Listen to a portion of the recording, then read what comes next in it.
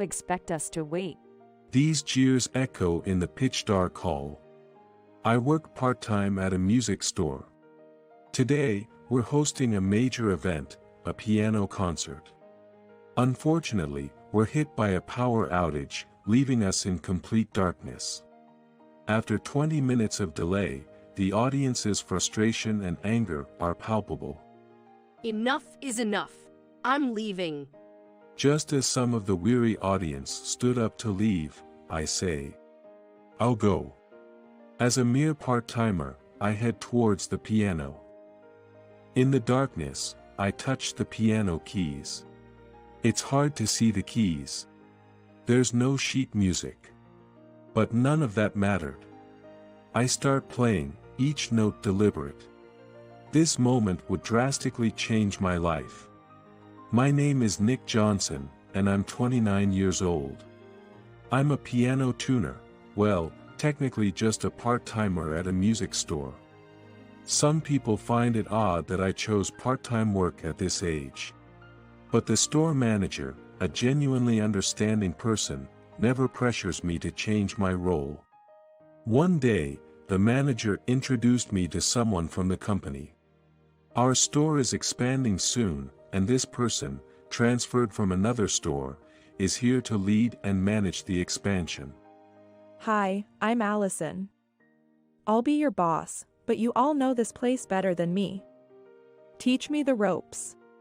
Allison, who introduced herself at the morning meeting, was stunningly beautiful. She has healthy fair skin and short glossy black hair. Her facial features are well defined, and she looks more like she belongs in magazines or on TV than in a music store. The other staff and part-timers are equally impressed. They can't think of anything other than, she is beautiful, and were left speechless by her beauty. Nick, can I have a word? The workday begins, and while I'm checking the pianos, the manager calls me over. With Allison by his side. She's meeting everyone individually. This is Nick Johnson, our part-timer. He's a piano tuner, skilled but a bit aloof. The manager shrugs, and I can't help but protest. I'm polite to the customers. I know. It's not that. It's about being more approachable. He doesn't open up easily. I feel more irritated, being described like a wary animal. I thought I was open with you. I wish you'd share more of yourself with others, not just me. Right. So, Allison, if there's anything about pianos, Nick's the guy to ask. He's a skilled technician, despite being a part-timer. I wish he wouldn't raise expectations too high. Disappointing people hurts, but I can't say that out loud, so I just nod ambiguously to get through the situation. Nick, can we talk about your shift for the day after tomorrow? The next day, Allison approached me right after the morning meeting. Yes, what about it? It's about where you'll be working the day after tomorrow. Helping at another store. No, I want you to come to a concert with me. She hands me a flyer for a concert in a neighboring city's concert hall. The performer is well known to anyone who's played the piano. I've been to his concerts a few times.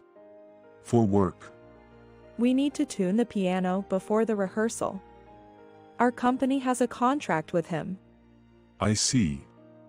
But why me? Aren't you a tuner too, Allison? Yes. But James spoke highly of you. I thought it'd be good for you to gain some professional experience. James is our manager's name. Experience. I have no plans to get promoted. But I am still an employee of this company. As a part of the company, I should follow the policy to gain experience. Plus, I have no reason to refuse. I'm not thrilled about going to the concert hall, but if it's for work, I'll do it. I nod, hiding my reluctance. On the day of the event, I followed Allison across the hall where staff was busy with preparations, and onto the stage. Mr. Stevens, it's been a while. I'm Allison from Cherry Music. Hey Allison, thanks for coming today. They greeted each other, Allison and the concert's main pianist, John Stevens. They seemed to know each other. Allison started working right away, while Mr. Stevens looked troubled. Listen Allison, this piano's been moody lately. Maybe it's nervous about the new venue, but the sound's just off. Indeed, as he caressed the grand piano, its tone was peculiar. Though the keys themselves were fine. But each note seemed to flutter unpredictably, like butterflies in the wild. Why would Mr. Stevens' piano, usually so well maintained, behave like this? Allison, frowning, was fully immersed in her work. How's this? Wiping sweat, Allison stepped back from the piano. Mr. Stevens laid his hands on the keys. He began to play his favorite piece, but just 3 bars in, he stopped. No, this isn't right. He sounded frustrated. Allison looked disappointed. Her tuning was impeccable. The notes were harmonized. But the core of the sound still seemed scattered. Sorry, just give me a bit more time. It's not you, Allison. I'll adjust during the rehearsal. Wait, Allison. I couldn't help but whisper to her. Maybe a brighter tone could help align the sound. Brighter tone? If we adjust it that way, the direction of the sound might. Wait, hold on. Allison grabbed my arm and pulled me closer to Mr. Stevens. Sorry to bother you again, but please give us just a little more time. If this doesn't work, we won't charge for today's tuning. Okay, if you insist. Thank you. Then, Allison positioned me in front of the piano. While making excuses about assistance and such to Mr. Stevens, she whispered to me. Give it a try. Me? I'll take the responsibility. She handed me the tuning tools, and I hesitantly began to work on the piano. Touching the keys, I immediately felt the disconnect. The sound was higher and louder than expected. Mr. Stevens was right about the piano being nervous. I focused on my fingertips and ears, engaging deeply with the piano. After what seemed like an eternity, I was satisfied with the result. Before finishing, I whispered to the piano. It's okay, your sound is the most beautiful in the world. I'm done. Turning around, I found Allison and Mr. Stevens staring at me, surprised. Allison had even stepped away from the piano. Though she was supposed to lead the tuning. Oh, sorry. Mr. Stevens sat down at the piano. You had an impressive presence. I couldn't interrupt.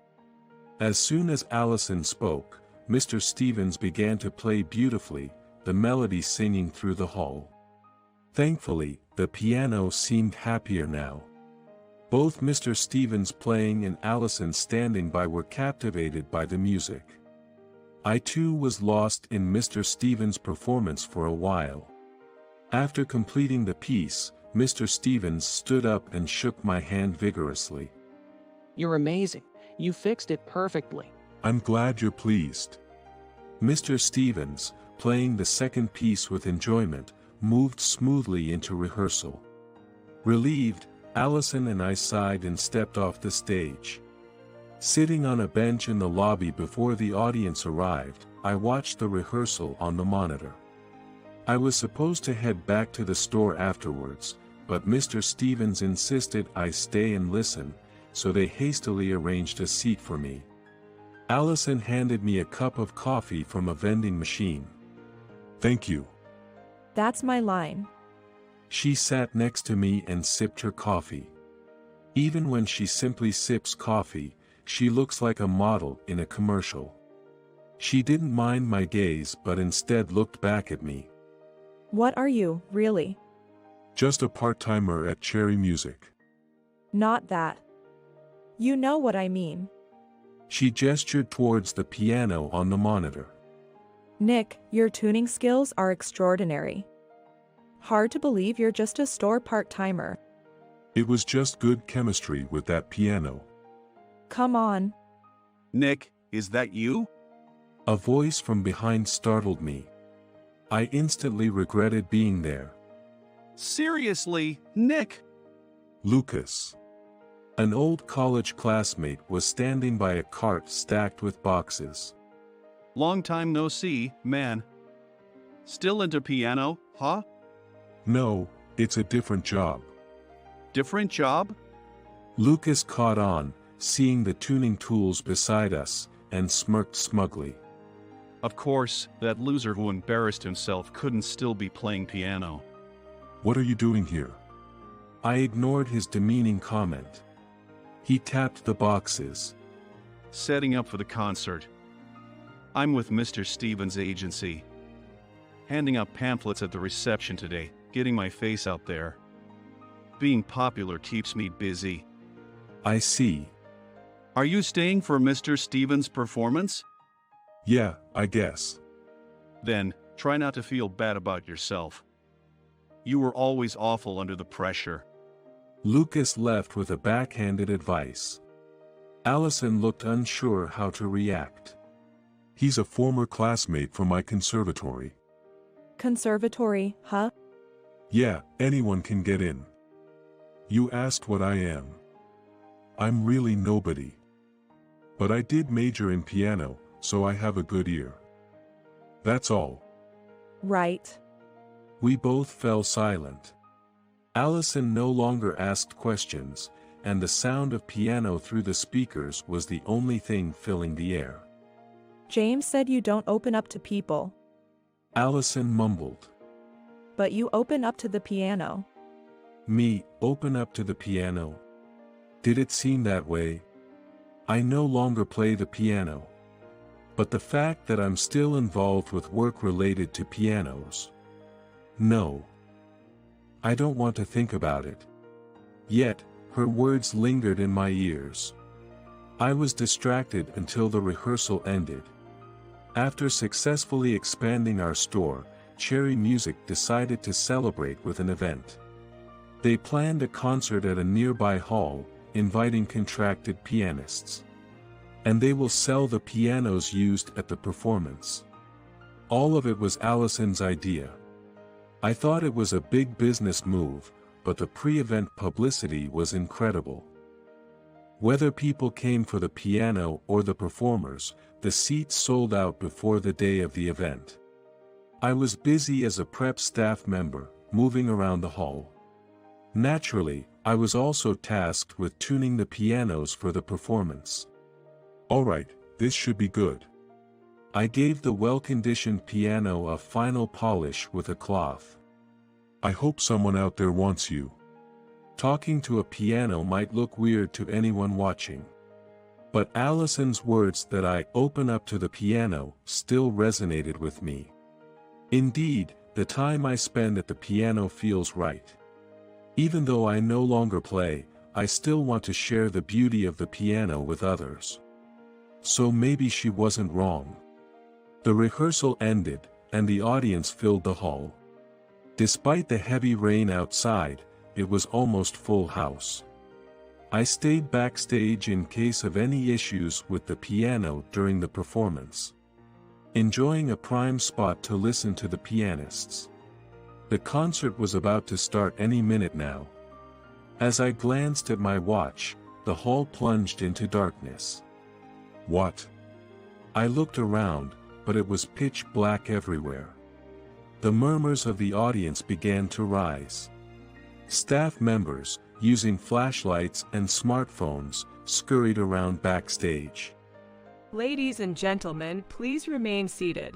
It seems that a lightning has struck nearby and has caused a power outage in the building. Please wait a moment while we work on restoring power. Staff shouted to the audience, their voices echoing in the dark hall. A power outage, huh? Tough luck. But the backup power should kick in soon, I thought. Only the emergency lights glowed green as everyone anxiously awaited the restoration. However, the lights didn't come back on. 20 minutes had passed since the outage. In the backstage, everyone was getting restless. When will the power be back? The backup system isn't working for some reason. Let's make another announcement. I could hear the staff discussing the situation. Hey, isn't it coming back yet? How long are you going to keep us waiting? We're leaving. This is ridiculous. The audience was losing patience, some shouting at the stage and staff. A few people even stood up and headed to the lobby. Still, no sign of the lights returning. This is bad. Maybe we should start the performance. But performing under these conditions. I overheard Allison and James discussing nearby. The pianists we invited today could play in the dark. But that's not the point of concern. Using them to calm down the audience seemed unfair. They were our guests, and we didn't want to disrespect them. Yet, if we did nothing, the concert would be ruined. Nick. James called me with a strained voice. I stiffened, understanding his unspoken request. He wanted to tell me to play. You can't be serious, I haven't played in years. You've been listening, though. That's different. James knew why I had stopped playing the piano. He had never pushed me to return, so why now, in this situation? You love the piano, and there's no way you can't play. I believed that one day you'd be back on stage, so I never said anything until today. But why now, in this situation of all times? I saw it as an opportunity. Opportunity? The stage is pitch dark right now, nobody knows it's you, and they won't even suspect. With the power outage, no one's expecting a perfect performance. Even a child playing would satisfy them. That's... James was trying to lower the bar to help me muster up the courage. Nick. Allison tapped my shoulder. Actually, I've heard you play once. James arranged it. What? Just once. When you were in high school, at a competition. You heard that performance. I love that piece. Would you play it for me? Her casual tone nudged me forward. Jeers from the audience were drowned out by Allison's encouraging words. You put a great spin on the opening part, right? I really liked that. That was a childish arrangement. Was it? I was captivated. She sat down at the piano and opened the piano lid. It seems like she is going to listen to my performance next to me. Right, I was playing for Allison. Forget the crowd, it's just us in this space. My fingers began to move naturally. Suddenly, all sounds but the piano faded away. No audience. Just me and Allison. A familiar classic, played countless times. Even after years of not playing, my fingers, arms, and feet remembered. I played my favorite phrases. The arrangement Allison liked. Some parts were challenging, but beautiful. The music flowed, bringing back fond memories. Despite the break, the piano filled in where I faltered. Thank you, you're a wonderful piano. Just a little longer, stay with me. I let go and drifted in the sea of sound.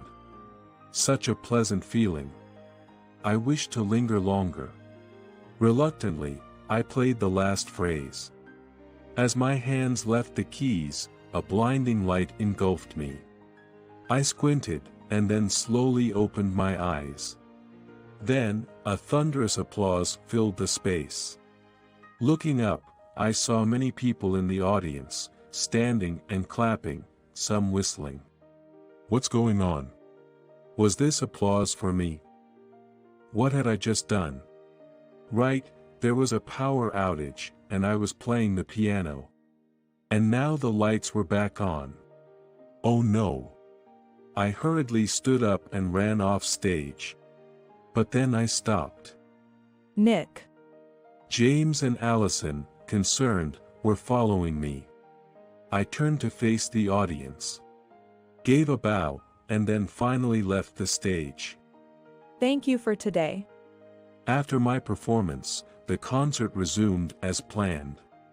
I was in a daze until the cleanup was done and James and Allison brought me back to reality.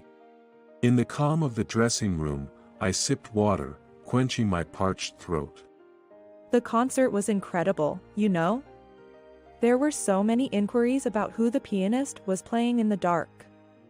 But I kept your identity a secret. Should I have told them? No way. I don't want to be the center of attention.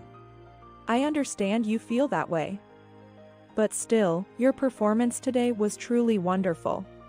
It was thanks to you, Allison. Because you were there listening, I could play. I didn't do much, rather, I was the one who dragged you into it, right? Even so, it was because you made me forget about the audience that I could play. Can I talk to you about something? I shared with Allison how I became who I am today. I had been playing the piano since kindergarten and continued passionately through high school. By the time I entered conservatory, I was already known in the industry as a student pianist. It was around this time I got my piano tuning certification. I wanted to be able to tune the pianos I played. In my early college days, I was unbeatable in competitions, often coming in first place. I was even called a genius pianist. I was happy to be highly rated, but what I enjoyed most was seeing the reactions of people who heard me play. However, as college graduation got closer, I hit a massive obstacle. It was Lucas. A classmate at the same school, we knew of each other. I was astonished when I accidentally heard him play at a competition. His playing was rough, bold, yet with a delicate rhythm. He was unknown until then but started to gain recognition as a late bloomer. He also had a piano tuning certification, and our competition winnings were comparable, leading to frequent comparisons. Then, in a competition we both entered, Lucas won first place, while I barely placed the 10th. It was the first time we competed together, and I was clearly shown the difference in our abilities. I became anxious, worried about being outdone by him, and started to focus more on rankings than the joy of playing. In college, competition results quickly became everyone's knowledge. It was impossible not to care. Without the joy of playing, my piano playing wasn't well received anymore. I became scared to perform in public. Even if I played well in practice, it turned terrible in front of an audience. I made unbelievable mistakes, and once, I was heckled during a performance. From then on, performing in public became a trauma for me, and I became averse to being the focus of attention. Understandably, my reputation plummeted. People I thought were friends began to treat me coldly. It seemed my connections were based on my fame. I knew not everyone was like that, but it was hard to tell who genuinely cared. Even those who were nice to me on the surface might despise me, and I became paranoid. As a result, I became fearful of close relationships and kept others at a distance. I see. I'm sorry to have made you share such a painful story. Allison looked sad after hearing my story. No, I'm sorry for burdening you with my life story. Why apologize? I'm glad you shared it with me. It shows you're opening up, right? That's. She was right, talking about my trauma meant I wanted her to know. And I didn't mind her knowing. Especially since she helped me play the piano again. Being able to play earlier was because you didn't know how others were viewing you, right? It's a matter of mindset, and whether you can play in the future is a battle with yourself. A battle with myself. Yes, because you said the audience's reaction was your greatest joy, right? Then, you can't ignore their presence. Her words made me realize something. Indeed, I was afraid of the audience's eyes, but what I really sought was their reaction. So, the one I should be fighting isn't the heckling audience, but myself. I have a suggestion. Allison said, showing me a video on her smartphone. The screen was dark, obviously the recording was of my recent performance. Today's concert was open to recording, right? Mr. Stevens was there, and he recorded this.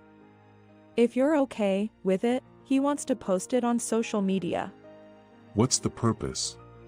I wonder if there is any demand for an unknown pianist, let alone a performance in the dark.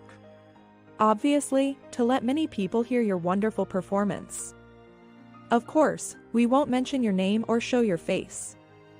I want you to see the reactions of people who listen to it, to see how much your playing can move them. Do you think that will work? Yes. I guarantee it.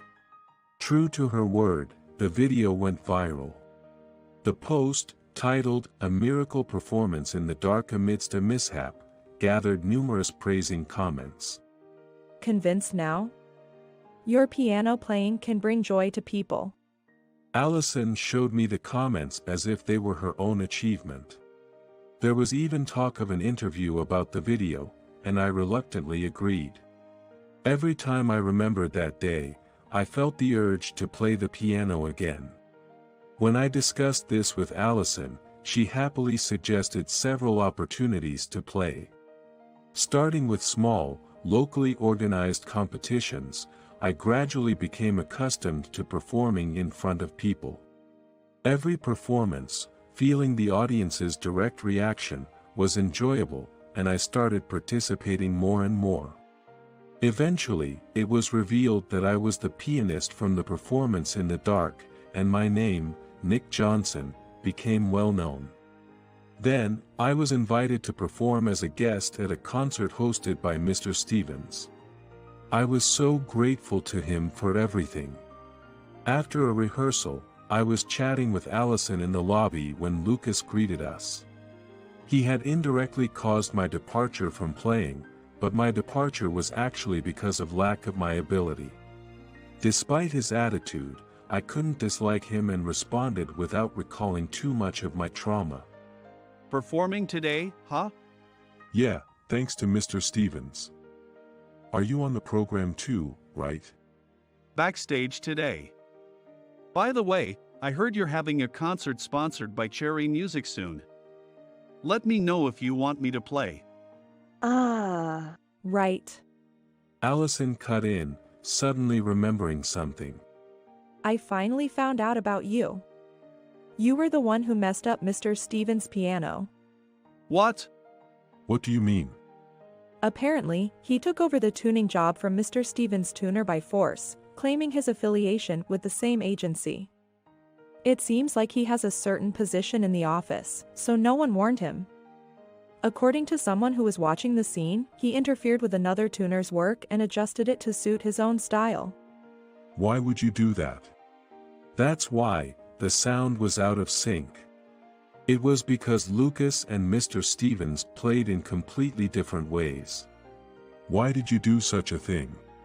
Maybe you were trying to shift gears to being a piano tuner before your declining skills became too obvious? This isn't just my own speculation. I've heard it from people at the office. Apparently, that observation was spot on. I was about to make a mistake in front of Mr. Stevens. But thanks to you, Nick, you really saved me there. But I had to report it to the office because it could damage our reputation if we let it slide. Also, I was surprised to find out that you're quite unpopular among the girls at the office. Whenever I bring up your name, they all seem displeased. They complain about you being pushy with dates and making unwanted physical contact. And behind the scenes, you've been speaking ill of Mr. Stevens. I've reported this as well. Oh! Lucas turned pale. Maybe that's why he was on the backstage team today. Maybe you were talented at one point, but it seems you got too proud. Well, you can always start over. I recommend starting as a music store part-timer.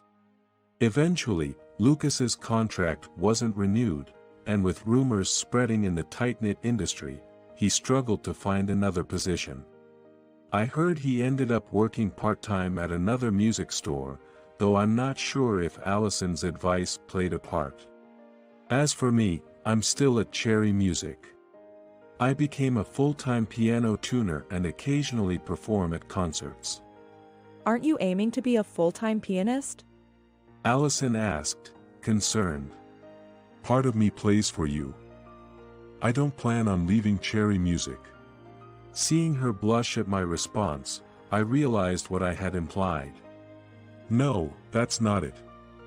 Of course, I want others to hear me too, but having you, who helped me overcome my trauma, that makes me happy. My words sounded like a love confession, and I ended up asking her out. Surprisingly, she accepted without hesitation, and we got married within a year. Finally, you've opened your heart not just to the piano, but to me as well. Looking at her with a happy smile, I truly understood that the piano isn't just a means of competition but something that brings joy to people. It took me a while to realize something so obvious, but from now on, I want to cherish both my feelings and the piano.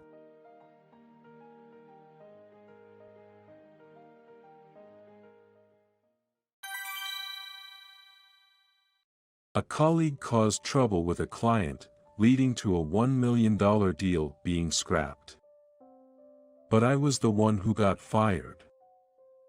The whole mess started 12 hours ago. My colleague and I had a business meeting scheduled. He arrived at the meeting place just in time, in a terrible mood. Apparently, his girlfriend had caught him cheating and dumped him. I think he was to blame, but he didn't seem to think so, and he badmouthed her all the way to the client's office. His mood hadn't improved by the time we got there. He didn't even greet the employee who welcomed us, just clicked his tongue and headed for the elevator. During the meeting, his attitude remained unchanged, and the client's mood soured progressively. Choosing their words carefully, the client tried to warn my colleague. Honestly, I was relieved because I couldn't stand the guy and was glad someone else said something. I thought maybe he would change his attitude if someone in a higher position spoke up.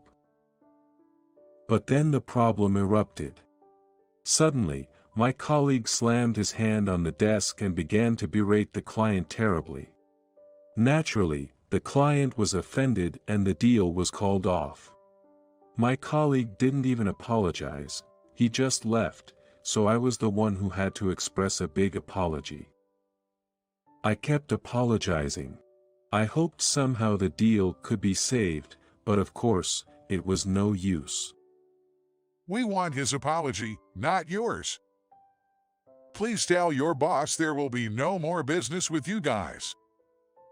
With those words, the client left the conference room. On the way back, I racked my brain for an explanation to give to our boss. My colleague was a favorite of the president's. Even if I told the truth about the incident, I doubted I'd be believed. I hadn't sorted out my thoughts by the time I got back to the office. As I was about to sit down at my desk, the president blocked my path. And just he said, "You're fired." After the incident, my colleague returned to the office before me. While I was apologizing to the client, he was telling everyone at the office that I was the one who messed up and that's why the deal was off. By the time I got back, everyone had already labeled me the culprit. The president didn't listen to my side of the story. "You're fired. Get out. You're useless," he said, and kicked me in the stomach. The president's harassment was well known, and nobody stepped in to help as I was on the ground in pain.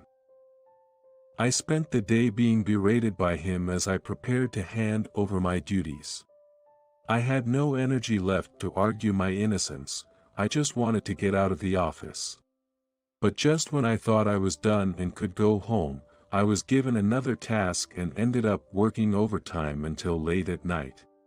Finally, when my work was done, I headed home on foot, and that's when I noticed an old lady repeatedly checking inside her bag.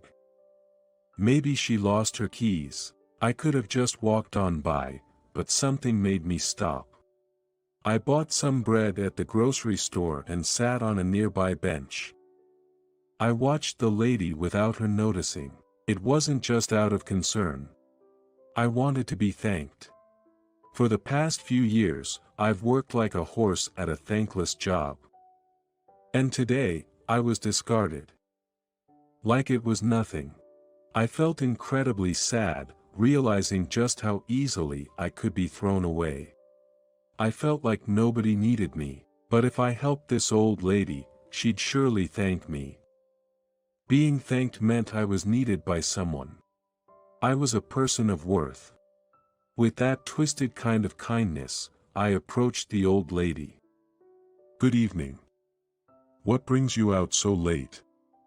The old lady turned around, her eyes wide, as if she was about to say something. Maybe she's suspicious of me. But soon, she smiled and said, Looks like I've absent-mindedly left my purse behind. She walked a bit and pointed at a food stand. I wanted to have a hot dog. She said, looking down. Instantly, I imagined that an old lady eating hot dog late at night. It seems pretty unhealthy, and part of me thinks she shouldn't, but she looked genuinely disappointed. That made me feel sad too. I'll cover it, for you. I pulled out $10 from my wallet. She seemed hesitant to accept it. Please, take it. I insisted, meeting her gaze. Oh, thank you. She said, clutching the $10 bill as if it were very precious. I really wanted it today, thank you. She thanked me repeatedly. I will pay you back. May I have your name? If I give her my name, I might have to see her again. Honestly, I don't really want to make connections with people right now. I nodded slightly and left without giving my name. Right after that, I started a part-time job doing roadwork. It's tough physical labor, but the night shift suits me fine since I prefer not to run into acquaintances. Every day is about learning something from scratch, working, sleeping, and then working again. A month flew by just like that. As usual, I was heading home at dawn when someone suddenly called out to me. I looked up and saw a petite old lady standing there. She looked familiar. You're the hot dog guy, aren't you? She said with a cheerful smile. I'm glad to see you. Well, come over to my house. I'd like to thank you. She said, pulling my hand. She's very conscientious. All this for a hot dog. Maybe she'll treat me to a cup of tea. In situations like this, I'm supposed to refuse at first, but I was so thirsty I accepted her invitation right away. I felt bad entering her house in my sweaty, dirty work clothes, but as long as I don't sit down, I won't dirty her home. I'll just ask for some water and leave. After walking for a while, she stopped and opened a large gate, saying, This is it. We passed through a well-maintained garden into the house. She guided me to the living room and then disappeared into the kitchen saying, I'll bring some tea. It was as I thought, she seemed quite wealthy. A garden that a gardener likely maintained. A Western-style mansion that could be a movie set. A living room with a high ceiling. An enormous chandelier hanging from it. I might have never been in a rich person's house before. I got a bit excited and wandered around the living room while she was away. The chandelier and furniture looked expensive, but there were no other extravagant decorations in her living room. Instead, there were photos, probably of her husband and children. I wonder if the kids have moved out and she lives here alone. Oh my, did you find something that caught your interest? Engrossed in the family photo, I hadn't noticed that the old lady had come back. When the old lady got to my side, she leaned in to take a look at what I was holding. I hesitated a bit, but then I crouched down and showed her the photo in my hands. It must have been taken when picnicking at a lake shore. Behind the neatly arranged family, like in a group photo, there was a peaceful lake. A child, who seemed to be her grandkid, and the old lady, looking unchanged, were side by side making big smiles. They were surrounded by 3 grown children and their spouses. Everyone was smiling very happily. However, the husband was not in the photo. This is from this year's lake picnic, isn't it? The kids, they suggested we go see the lake after a long time. They were probably concerned about me, staying cooped up at home after my husband passed away. I couldn't find the right words to say. Silence enveloped us. It would be nice if I could say something to lighten the mood in times like these, but that's just not possible for someone as socially awkward as me. It was the old lady who broke the silence. Oh right, this. The old lady took my hand and placed a bill in it. Ah, thank you. It was just $10. What an honest person to give it back. As I accepted the $10, the old lady seemed a bit relieved. Now, let's have some tea. She urged me towards the couch. But I was currently wearing dirty work clothes. I'm sorry, I'm a bit dirty right now. I'd better stand. As I said this, I reached for the teacup, but the old lady stopped me. You can't expect a guest to stand while sitting down, can you? Please have a seat. The refined old lady put on a motherly air of authority and made me sit on the couch. I sank deeply into it. The old lady sat down opposite me. And then she placed a teacup in front of me. I picked up the teacup, which was decorated with fine details, and drank the tea. I didn't know the name of the tea leaves, but the slightly reddish tea was really good. Thanks to you, I got to eat my favorite hot dog. Saying this, the old lady also took a sip of her tea. Honestly, the elegant tea in front of us seemed more fitting for the old lady than hot dog. Yet seeing her head out for a late-night food stand hot dog, it appeared the old lady was quite the hot dog enthusiast. Surprising. By the way, why were you in the park so late at night? Ah. I didn't respond immediately, so the old lady looked at me with a worried expression. Well, actually, I got fired from my job. Upon hearing this, the old lady stood up and sat next to me. Then with her clean hands, she gently touched my dirty work clothes and patted my back. A mistake by a colleague was pinned on me, and they told me to leave that same day. My boss wouldn't listen to my side of the story at all, he just decided I was the culprit. That was bad enough, but there was something else that made my blood boil. A week later, during negotiations with a client, it turned out I was innocent. But there was no apology. It was about a week after I had started a part-time job on a road construction crew. Suddenly, I got a call from the company. Come back tomorrow. I couldn't understand what was being said. I went to apologize to our client, right? They said it wasn't your fault. The termination is canceled, so please come back tomorrow. Oh, and while you're at it, could you drop by the client's president and let him know you're coming back? Otherwise, our reputation will be completely ruined. Ha ha ha. What's so funny? I simply said. I have no intention of returning. And hung up the phone. After that, the phone rang over and over again, but I didn't answer. They fired me for a crime I didn't commit, and not a single word of apology. They want me to come back tomorrow just to save face for the company. How selfish can you get? I raised my voice and then realized. The old lady had done nothing wrong. She was just worried about me and wanted to hear what happened. I'm sorry. I raised my voice all of a sudden. Don't worry about it. You've done nothing wrong. The lady took a sip of her tea that had gone cold and said, There have always been people who do unfair dismissals. I was fired too. It was over 30 years ago. The lady began to speak slowly. Back then, it seems she worked in a jewelry store. It was an old establishment and apparently did quite well. I was blessed with good colleagues.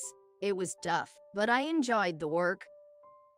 Remembering the past, the lady chuckled. Then she looked down. One day, there was a fuss because the sales money was short. Of course, I said I didn't know anything about it, but a coworker claimed she saw me take the money. I claimed that it was impossible, but no one would listen. After work, the manager called me in and asked if I would voluntarily resign.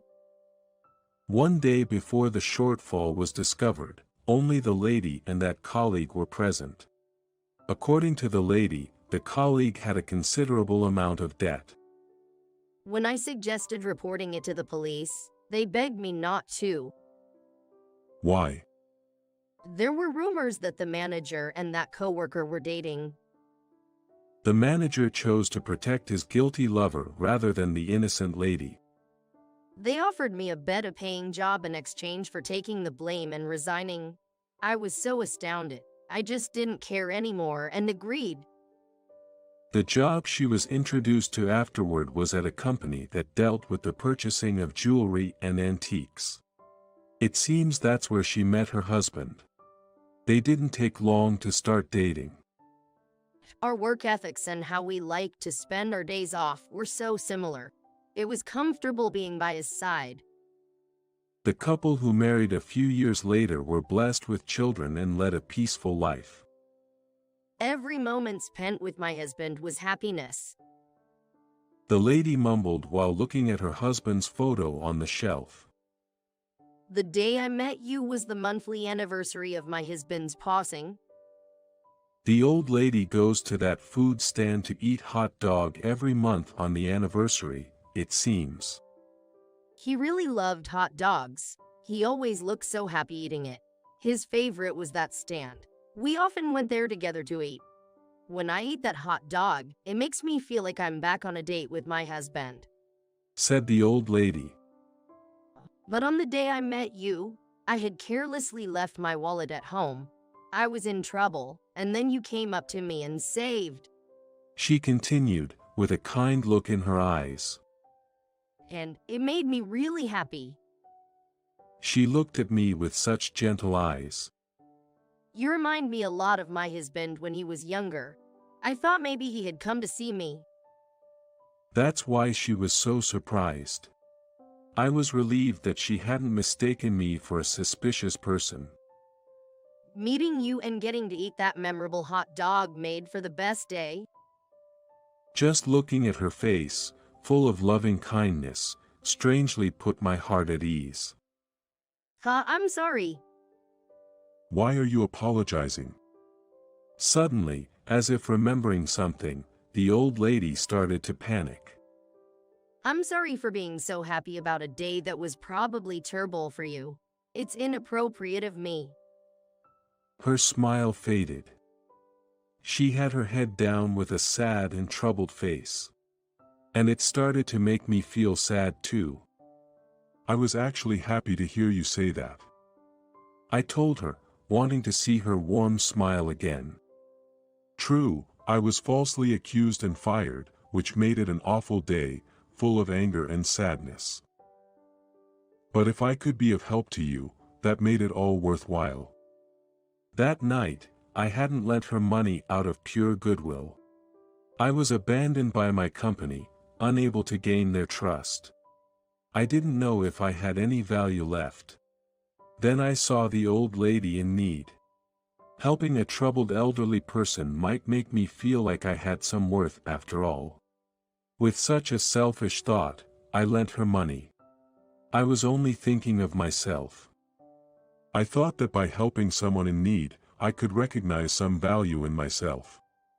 Saying it out loud made me even sadder. I couldn't find the words. The old lady hugged me as I began to cry without a sound. When I was alone, I couldn't shed a tear, but in front of her, they naturally started to fall. I'm sorry for losing it all of a sudden. It's okay. Being able to cry when you need to, even as an adult, is a wonderful trait. After that, I began to visit her house occasionally on my days off. It was very soothing, like a second home. Since reuniting with her, my heart has been much calmer. With a more relaxed heart, I became more productive at work. 3 years later, I became a full-time employee. Since I was working earnestly at a road construction for a part-time job, I was invited to work as a staff member. I was overjoyed. However, there was much more to learn than I expected. Not just the workflow on site, but I also had to get some certifications for the future. It's study, study, study every day. I often come home and go straight to sleep. But even so, I feel that my life is much more fulfilling than before. I'm a very fortunate guy.